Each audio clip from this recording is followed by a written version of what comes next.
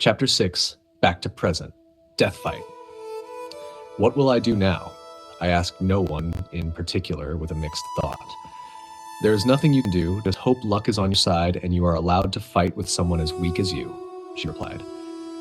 Let's continue training, she added, but throughout the training, I was not concentrating, my mind was not at peace. I did learn a few things, but I was darn worried. It got to the time we had to do our chores, and I was surprised Zoe was part of the group I was joined with. We did the cleaning together and every other work and also ate at the same table. The dining table was as long as something I couldn't explain, and every single slave was eating there. I looked at the food and I suddenly lost my appetite. Who knows if this is how I will end my life in a strange land. You better eat. You need the strength from the food at the fall of the bright atmosphere. Evening,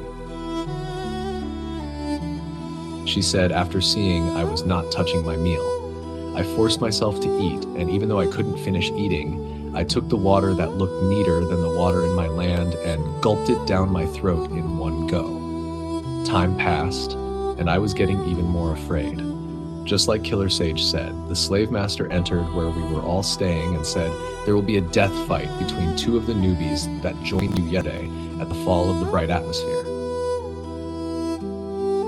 And you are only two that came yesterday. I wish you bad luck on your death fight, he finally added and walked away while I breathed in. Killer Sage walked to where I'm sitting with Zoe and said, what's your name? I thought you got your way of finding out about slaves' names, Zoe replied back for me. I guess I want to hear it from the horse's mouth, he replied coldly. I am Golime, I replied back in a worried tone. Who named you that?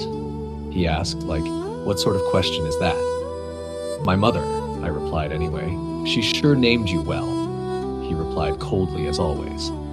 When you get to the death ring, remember one thing. My father was defeated yesterday. I must not eat today, he replied and walked off. How he knew about the death of my father should not really surprise me. Who knows, maybe there are rumors about it going on, and I am in no good state of mind to ask him that. Who is he? I suddenly asked a question I never expected to come out of my mouth. I don't really know. I am new here.